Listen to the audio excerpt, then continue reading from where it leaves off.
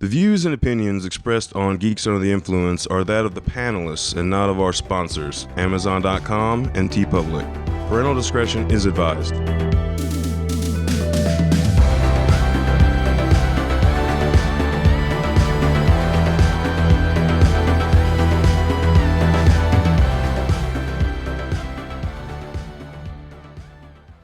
GUI Nights.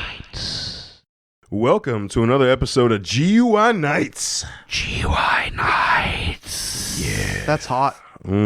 Just get you all like warm in the armpits. Yeah, I'm ready to spray my starfish all over the city. Nothing hotter than thinking about murdering your mom. All right, so there's a lot of porn content right there. Why is that not a thing? Why is there not like something where you're spraying out of your armpits on your mom? Why is that not a thing? No, you say there isn't, but that just means that you haven't chosen the right search terms. I haven't dug deep enough into the dark web. I guarantee you, I'm sure there's mom licking like armpits or something. There's just gotta be. Oh God! Someone has already drawn the mom from Suicide Squad. Definitely like having sex with a Disney character. You know, it's a real thing that's already been done. And you know. The new Suicide Squad movie. So, by the way, right. spoilers. Yeah, spoilers. Yeah, spoilers. And before we even get into spoilers, we got to talk about who's on this panel. This is we got a solid panel tonight. We've got back again, Myke Reiser. Guess who's back? Back again. Reiser's back. Tell your friends. Guess who's back? Guess who's back? Guess who's back? Guess who's back? And that's superhero related, so that works. Yeah. Yes, it does. The whole video. Because he wore a cape once. No, the whole video, he's wearing like a cape and a mask. Yeah. So, Jesus Christ. And the guy who doesn't know his hip-hop, especially his white 2000s hip-hop, Myke Bickett. No, I don't know my white hip-hop. I listen to fucking Del the Funky Homo Sapien and Tribe Called Quest. I don't listen to fucking Eminem. I said 2000s. Tribe Called Quest was doing shit in the early 2000s. Okay, fair. Yeah, but exactly, motherfucker. Don't talk to me about hip-hop, bitch. That's racist. But you know what happened around the 2000s was the next fucking episode. Which one of those do you think I was paying attention to? The turnaround to the next episode. Nate Dogg, like, hey. Yeah, that's what I was paying fucking attention to. Yeah. You mean you didn't have Bubba Sparks playing in your 2000s era? Oh, God. No, I did not. What about Everlast? Hold on. Everlast? No, you know what? You fuck around. Everlast was badass. First off, Everlast was fucking rad, and also House of Pain was fucking rad too. People don't give House of Pain the fucking credit it fucking deserves. Jump Around man. is a solid hit. No. We could go more into hardcore with fucking Just Another Victim with Helmet in the late 90s. Yeah. And before he went all whitey with one day in the early 90s, somebody said, "What if Irish people had a hip hop band?" And then fucking House of Pain was born because that's a thing the world needed. Yep. I mean, I'm glad that it was in my childhood. I'm just saying. I everyone likes about Jump Around, but like I personally love his like minute and a half flow in Just Another Victim. I thought that was some of the hardest shit he'd ever rapped. The thing that always bothered me in the early 90s is that I literally met people that were like, this is pre-Eminem, where suddenly white people were like, oh, hip-hop's approachable. Pre-Eminem, but post Vanilla Ice. Yeah. But Vanilla Ice was a fucking joke for everybody. But House of Pain actually had some fucking skills. So all these fucking white dudes being like, oh, actually, hip-hop's pretty good. I love House of Pain. Is it literally because it's the only Irish hip-hop band that's ever existed on the face of the earth? Is that it? Do you like Ice-T? Never really liked Ice-T. Do you like Dre? No, not big on Dre. So literally it's just that they're Irish rappers. That's... Yeah, I would say I agree with you if he just stopped with Ice-T because he was like a song-by-song kind of hip-hop artist. But say you don't like Dre is like... And please understand, I have nothing but like fucking full respect and adoration for T. But T didn't rap. He told. he didn't like rap. He just yelled things at you. Yeah, he's also arguably a metal act and not rap at all. I was gonna say, Reiser was like, that's why I'm like, no, Reiser, bring it, because like, so in his original releases, what was the first one? 6 in the morning. was his first big single. That's what he like did at all the clubs. He did it in the vein of the traditional rap at that time. Remember that old school flow. Yep. And it's not like he didn't sound different from everybody else. He did. He had even though he flowed the same way, his delivery was enough to make it different. But as he moves on, his cadence was very specific. There you go, cadence. Thank you. I can't. I'm like, no, his cadence was definitely specific to him. But I think really where he started to shine especially in the 90s when this started, was fucking Body Count. Body Count. Holy shit. But at a certain time, I could see why people had a trouble taking it seriously, because at that time with that level of aggressive music, I mean, these guys that he got in the band were like legit like Slayer fans, legit like extreme metal fans. So you get this extreme metal music, and then you get Ice-T's voiceover, which, let's face it, isn't uber aggressive. Yeah. In comparison. So it's more matter of fact. Exactly. But what I love around this time that Body Count is happening is that you've got Bad Brains is already a known element in the West. Way more aggressive voice, by the way. Yeah, way more aggressive voice. But you already have all black punk rock happening. And what's the other band? Brains? No, you're talking about three piece. Death. You're talking about Death. Yeah, yes, those guys were hard as fuck. Hard as fuck. But then also you have like the Charlie fucking Manson, called hip hop the black punk rock. So accurate though, and no, that's super accurate. That's not wrong. It's not wrong. That's the thing, is like it's so fucking accurate because that's what it was. If you listen to like hip hop of that era, Run DMC, fucking Public Enemy, and compare it to lyrics from a punk band of that they literally lateral same time frame. They're talking about the same thing. You look at Ice-T and where he was growing up, what he was doing, and what was happening in that town at that time, which in his was immediate environment. He was dealing with a lot of disenfranchised people that were finally speaking up for the first time to speak against how much they were being fucked up by the overzealous LA police. Yes. And that was punk rock, and that was fucking hip hop. Yep. And so him being on both sides of that's so supremely fair. The number of times that there were probably hip hoppers and fucking punk rockers fighting cops arm in arm together, and I want that movie. I want that fucking movie. Can we see that unity? Like, that's unity. Can we see that? Fucking unity. Yes. Can we see that, please? It's not about fucking style. It's not about different choices musically. It's about your genre being about fighting against the oppressive force, and hip hop and punk rock have always been line in line with that. 100% agree. I just had a really good idea. Can we just so excited? Can we just have a movie with that unity between those two? And at the time when this happened in American history, were quote unquote opposing forces, but not because it's something that you're taught, something that they were taught to be, not realizing that if they listened and either side had conversation, they realized they were the same they were a different side of the same coin. But could we have that film where that happens and they both go just beat the shit out of some fucking Nazi punks? Could we get that, please? You could literally just be like, hey, Ice-T, do you remember a time where a hip-hop show let out the same time as a punk rock show near each other, and then the cops showed up and tried to beat the shit out of both of you? And he'd be like, yeah, back in 1983, this is a thing that happened. That's terrible. And then how much SVU do you actually watch? I know, right? Get his voice right. Fuck.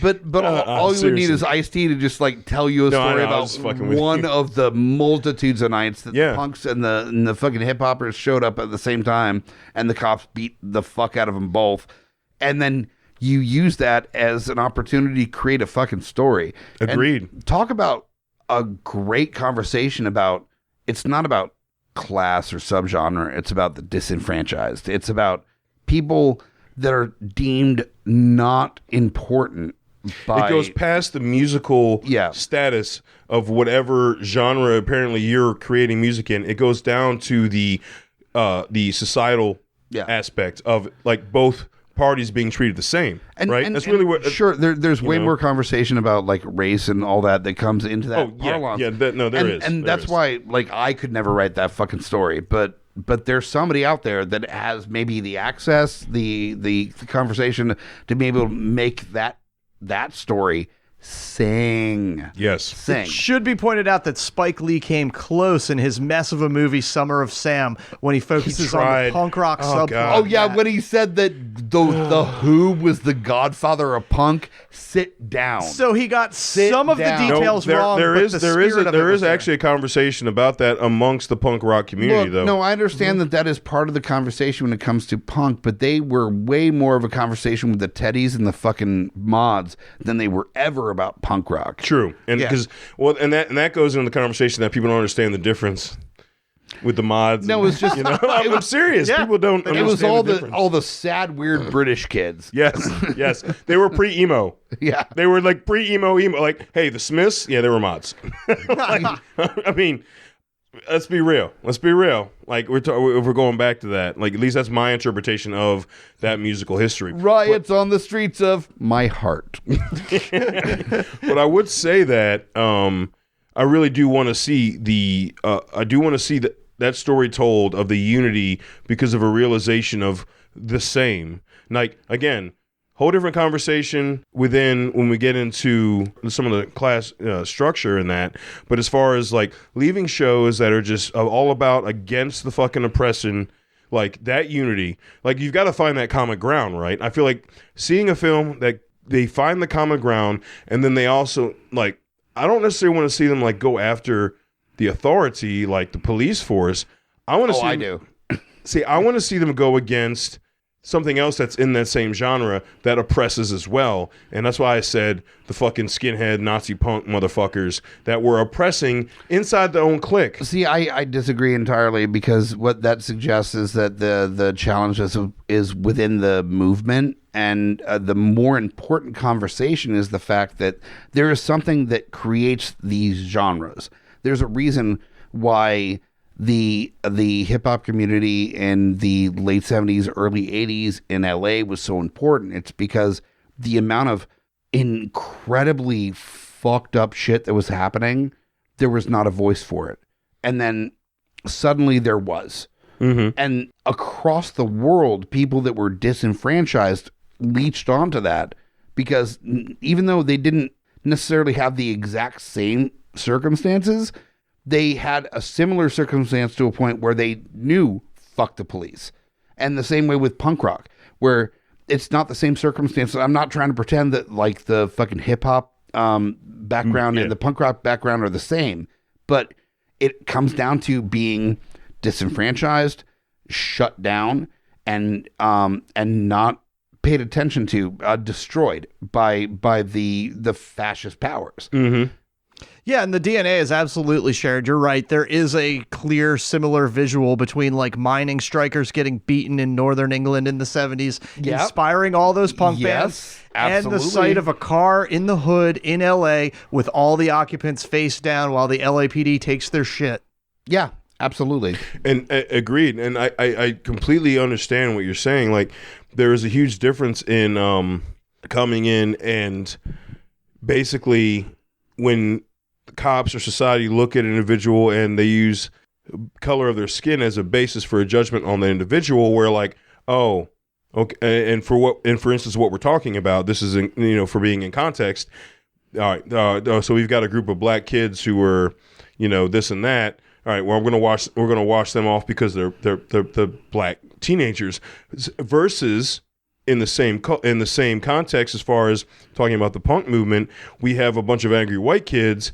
We just wash them off, not based off the color of their skin. We wash them off saying, oh, they're a lost cause. See, now both are being washed off, but there's a huge fucking difference between washed off as looking at them as just being lost causes versus looking at them and automatically being lost causes because their fucking skin's different. There's a huge fucking difference and a huge conversation there. I 100%. I see what you're saying. Agree. I just went more in depth than what you just said. There's one moment, and if you've not had the chance to see a documentary called Another State of Mind, it's a tour diary of Social Distortion on tour, one of their friends that's on tour with them is a black punk rocker. Mm-hmm. And he talks about how much he's been like beat up and fucked up for just being a black guy. And he's like, so why would I think any different about being punk? Like, I'm not going to get beat up anymore. I'm just like now a black guy with blue hair. And he's a black dude that now has a family. Yeah. Where I'm assuming he didn't feel like he had he didn't have that family and that unity before. Yeah, he has community. Exactly. And everybody needs a fucking home, man. You make that movie where it's like the early 80s hip hop meets punk rock conversation. All you need in that to really find the cohesion is that conversation is that, like, you chose to dye your hair blue. I never chose to dye my skin this color. Like, that's the biggest thing. And it really is. And if you have that one moment, that one singular moment in that conversation, that informs the entire movie. And then you're good. Then you're fucking good. Then you can talk about that it's about the disregarded bastions of society, the bastions that the authority considers challenging or a problem, and part of the reason, and I swear there's stats to prove this. Everyone, all you gotta do is like Google it, and I hate saying that because I really do hate saying that. Dig for your own information, but there is all this data and there's numbers out there showing that you see the difference in where somebody who is being judged based off of that versus being based off actual deeds. Like there's like, why'd you stop them, or why'd you pull them over, or why'd you pull this person aside? You get like the suspicious character versus like actual acts, and you see the difference. You see the number. I will actually speak to. I recently went to a wedding in Tennessee, and very much my opinion of the world was very different than a number of the people that were there. I'm very sure. I will say I still had a great time, and honestly, it made me kind of like take a knee a little bit as far as my disrespect to the why people think the way they do. Like it gave me a pause to think better about how people, as it should, because it's experience. People don't take experience into account. Every experience you have, you should hopefully take something from that. Sorry, that was incredibly important, and I feel like that alone was worth the visit to really understand that there's nobody that is the mustache twirling villain. There's a lot of people that have whether it be bad information or a cultural connection, or there's a number of different reasons why people believe what they believe. But in a conversation with somebody who was a paramedic, I started bringing up the idea of defunding the police without using that terminology. And I brought it up as that, wouldn't it be great if mental health became more of a conversation, and there were people like just like the paramedics and just like the police that was mental health specific for people that were having a mental health breakdown, and they handled it. So it took all the energy off of the defunding the paramedics and the police, that literally that's your go, and the police and that's not part of their training. That's not really part of their training. That's a paramedic that was there was like, that's not part of their 6 weeks and they're out. They don't know how to deal with this, and was like defending the police for all the shit that was happening. And I was like, correct. So why don't we create like another group that's just mental health focused that does that? And he's like, yes, God, I would love that. And I went in more about talking about all the major points of defunding the police without actually saying defunding the police. And he's like, fucking fire, on board, so on board. He's so fucking on board. He's like super into it. And then by the end of the conversation, I didn't have a fucking psych moment or anything. I wasn't trying to get him or anything, but what that conversation proved to me is that he was mad about the term defunding the police, but not the action that comes from that. I think at the end of the day, a lot of us want the same things, but we get caught up on the terminology. We get caught up on... especially over the last 4 years, on what side or what thing happens. And at the end of the day, we just want people to be safe and okay. And if we find a way to ignore the terms, the fucking usage, the stuff, we're going to find out that we're a lot closer to each other than we think we are. And you actually brought up a good point with that too. Yes, I mean, obviously, I think everyone does want the same thing, regardless of where your stance is. I feel like two people could be screaming at each other, but they actually want the same thing. Yeah. The terminology does come into play. And that's why, I've really only learned this over the last year because of more of a self-awareness and wanting to, I'm more careful about how I say the thing because I'm more focused on getting the point across, not with how I say getting the point across. Sure. Because you can say anything like a dick. Everybody can say anything. You can say your point like a dick. Everybody can do that. But saying it... Lowdown, we've been doing this for 6.5 years. I could be a giant dick. Mostly. Yes. Thank you. Appreciate that. I just gave 2 thumbs up, guys. Those who can't see this. But but seriously, though... there's always a way to say it where it's all about getting the point across without any of the vinegar behind it. And that's the thing is that I felt instead of trying to gotcha moment with the person, we talked at length about actual avenues that we could better society. And that's more important to me than... This should be more important to every American right now, but it's not. Yep, you just agreed to fucking defunding the police. Fuck off. No. I don't give a shit. All I got from common ground on an idea, and that's the important thing for reaching consensus that brings about actual change. Because consensus should be the main goal. A consensus amongst American citizens. Because consensus means that everyone agrees on what they have to what they're compromising for the greater good. I've always agreed with consensus. Having a consensus, to me, is that middle ground that we like we talked about earlier when we were talking about Obama's first administration, which that ultimately led to his second term being trash, was that he thought he'd go in and getting consensus, and he didn't get that. And then after that, it was like a battle between the two. And it was terrible. That was the tail end of our entire fucking democracy turning into this weird, if you're not part of my club, then I'm not going to vote for the thing. Like football supporters That's or something. really where that happened. And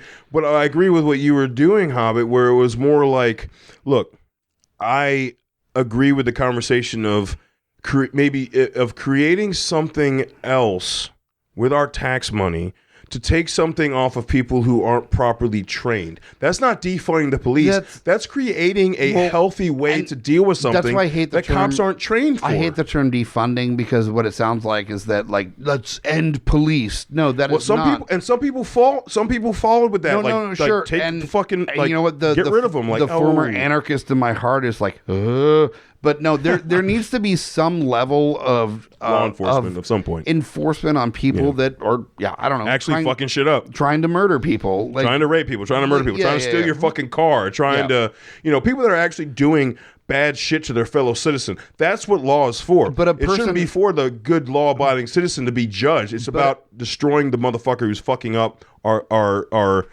society by doing bad shit. But a person that sped 12 miles over the speed limit. No, fuck that. Maybe that's not the time to unbuckle your fucking gun. How about you just do what DC did, install the cameras, you take a picture, you get a ticket in the fucking mail. There's no fucking enforcement individual that could potentially go wrong, and we get Rodney King. Let's actually get somebody that was a police officer. Oh, well, I was just going to be flip and tell you I think that jail for speeding should depend on what you're driving.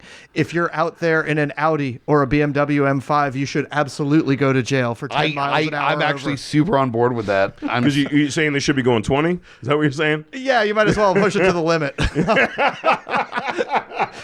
I knew it.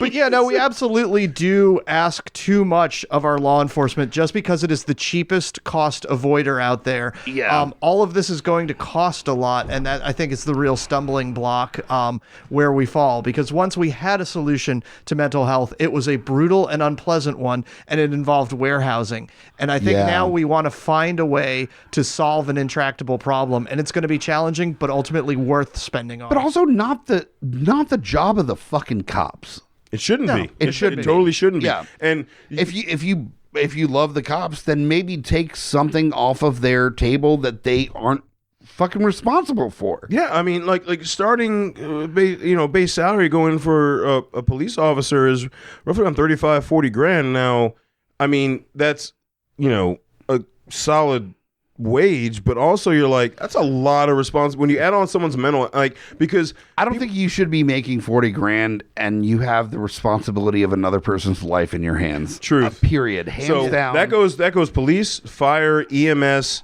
those crucial fucking community saving jobs. Yeah, EMS is criminally underpaid. Dude, it's terrible. I am all for, that's why I've never been for like defunding the police. I believe we need a law enforcement. I don't believe in complete, because there are so many, there are, and it sucks to have to admit this over and over again, but there are just bad fucking people that actually don't give a shit about their fellow citizen.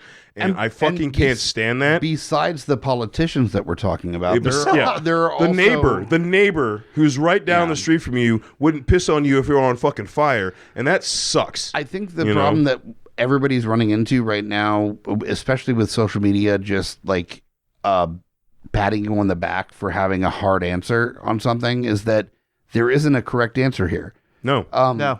There isn't a way that we can live in a society without a police force. There isn't a way that we can live in a society where a police force is 100% not corrupt.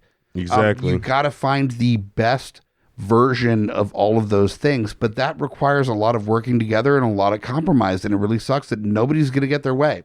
But that's kind of the entire intent of the intent of compromise is no one gets their entire way, dude. That's the whole principle. Our whole country is that nobody gets their way, and the reason why we're having so much fucking issue right now is that there's been bastions of our country that have been getting their way for the most part for decades, and now like the spoiled child who's not fucking death. That like, I get mostly my way, but not entirely my way.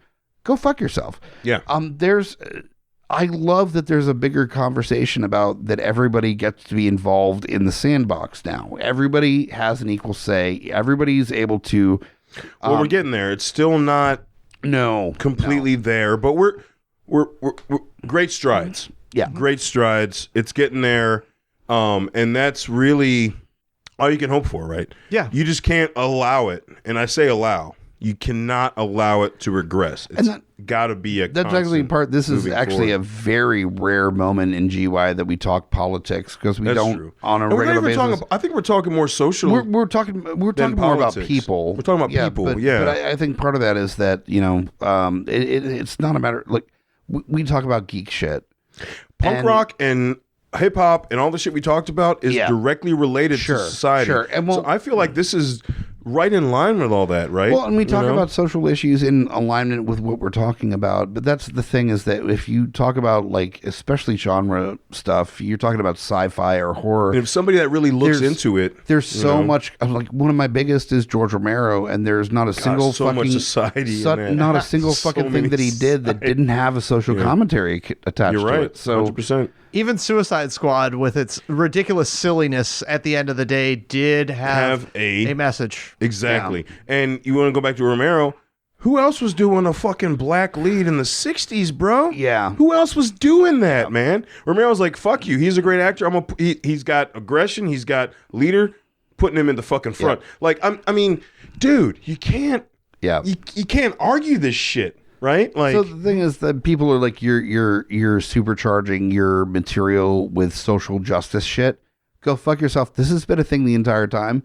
If you're gonna get mad about the fact that there's like social underpinnings to a genre film that has been there for decades, literally since genre has been a thing that has been discussed in film. Yeah. So your point is that you're a sad, angry weirdo that is trying to push your opinion on other people that don't actually give a shit about you. And that's why I love that James Gunn had no patience for it, to the point where he was just like, no, fuck it, I don't give a shit about any of this. Like, yeah, superhero films are kind of boring now.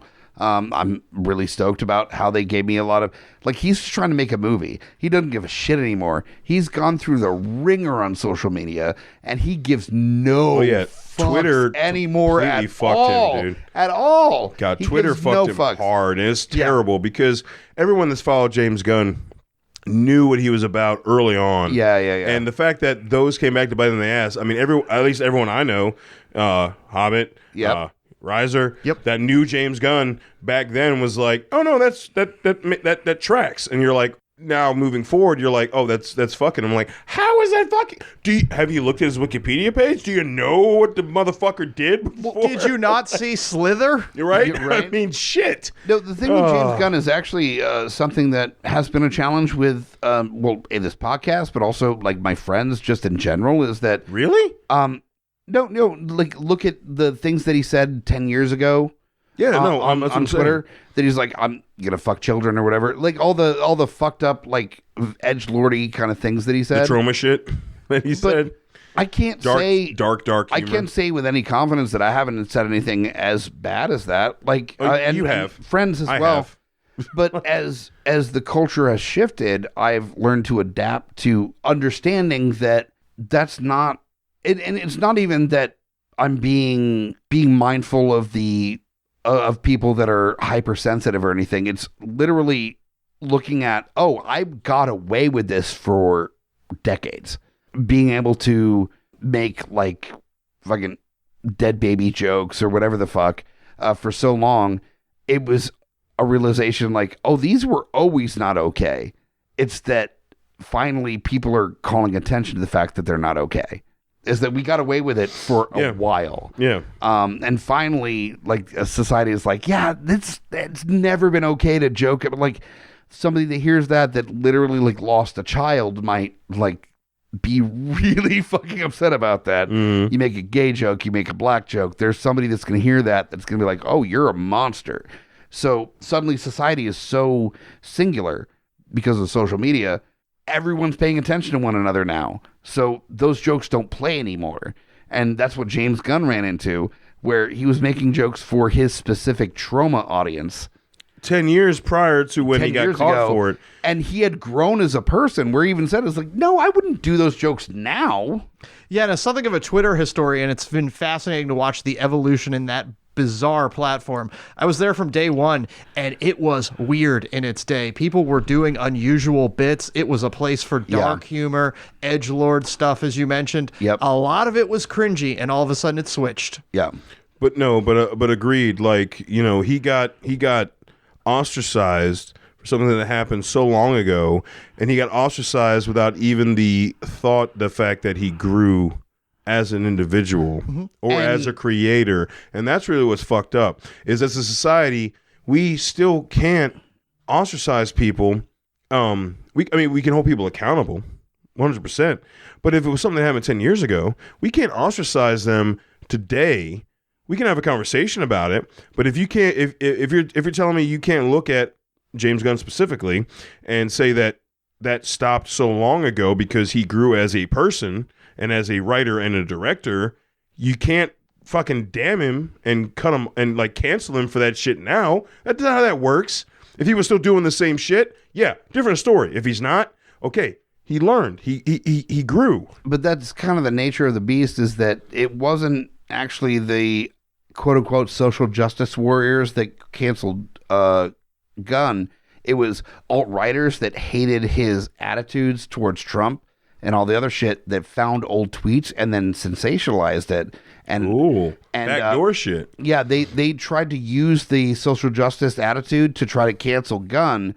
It's only because of how Gunn responded to it and his ability to work with Disney to back away for a little bit that made him save his fucking career. Yeah, it was absolutely a weaponized, trolling, coordinated effort from some of the uglier corners of the internet. Yeah. I feel like social media is just the end of our existence. It needs to go the fuck away. But it also does speak to is that, like, you need to give everyone, I don't care what level of celebrity, I don't want to put some, like a chance to not apologize, because there's so many hollow apologies that happen. Like, fuck that. And I'm not ready for that either. Mm-hmm. But like, you need to give people a chance to grow as a person. Or where something from 10 years ago, you don't use that as a reason to cancel them now. Unless it's, I mean, it was like rape or assault or something. Yeah. Like, okay, that's cool. just horrible shit. Yeah, it's fine. But I think that's that fine, I think I know what you're saying. Like, I mean, I feel like there is a place, depending,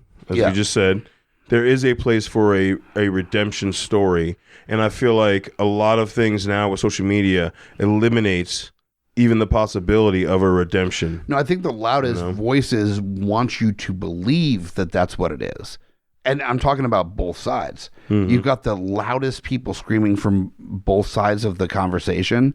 And in the middle of it are people that literally just want people to be able to have a chance to say, fuck, I didn't realize that's what I was doing.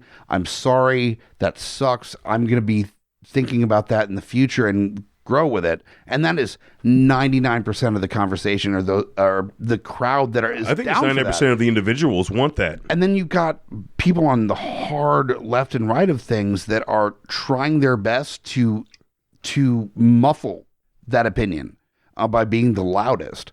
When at the end of the day, like, yeah, I'm... New things with Joss Whedon. I'm not really entirely stoked with that. But, not happy about it. Yeah. Not happy about it. There's definitely a line somewhere, but when it comes to, I don't know, like a celebrity being like, I didn't really like this co-star, and they're like, oh, trying to cancel this co-star. No, they're not. No. They literally just made an offhand comment, calm the fuck down.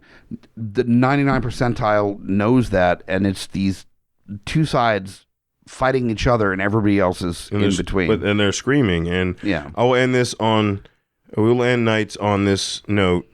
This is something that I don't feel like anyone ever told me this. I just said it to somebody once because they were like vehemently like yelling at me. Yeah. And I want to say that's a trigger for me. You yell at me, there's like a no. Ooh, like younger me would have tried to pound your fucking face into a wall.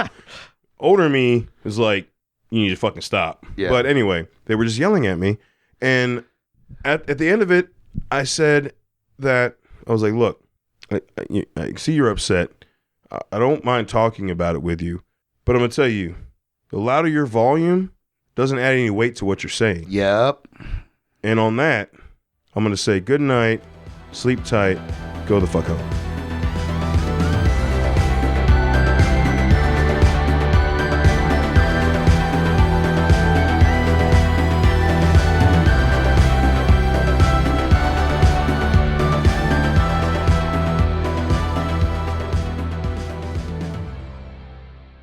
GUI Nights. GUIPodcast.com.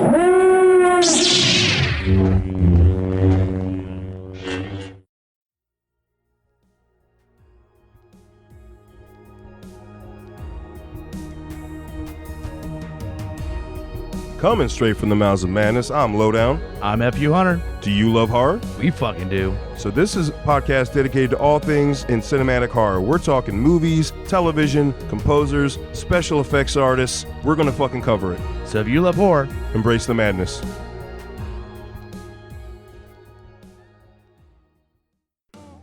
Hey guys, Scotty Big Daddy Preston here, that's right, the Geek Father, asking you to join me here every other week with friends and family of the GUI Network as we go through all the trials and tribulations of being a geeky parent.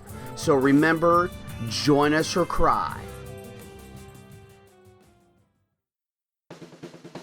My name is Amy Bogard. And I'm Myke the Hobbit. And we are the hosts of Deeply Upsetting, where we use our expertise to answer your most upsetting hypothetical quandaries, such as, what non-winged animal deserves wings? And what body part deserves a secret mouth? Which cryptid is the worst roommate? These questions and more that plague you will be answered on Deeply Upsetting, available anywhere you get your podcasts and at GUIPodcast.com.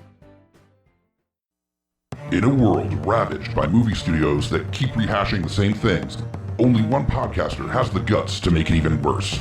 Join Myke the Hobbit as he traverses the internet to bring you some of the best and worst ideas for reboots, remakes, and reimaginings of some of your favorite and least favorite TV and film properties. Ideas like a John Waters He-Man movie, Fantastic Four the musical, and Aliens, done entirely with marionettes. What podcast would bring this evil upon the world? This is Smack My Pitch Up. Available anywhere you get your podcasts.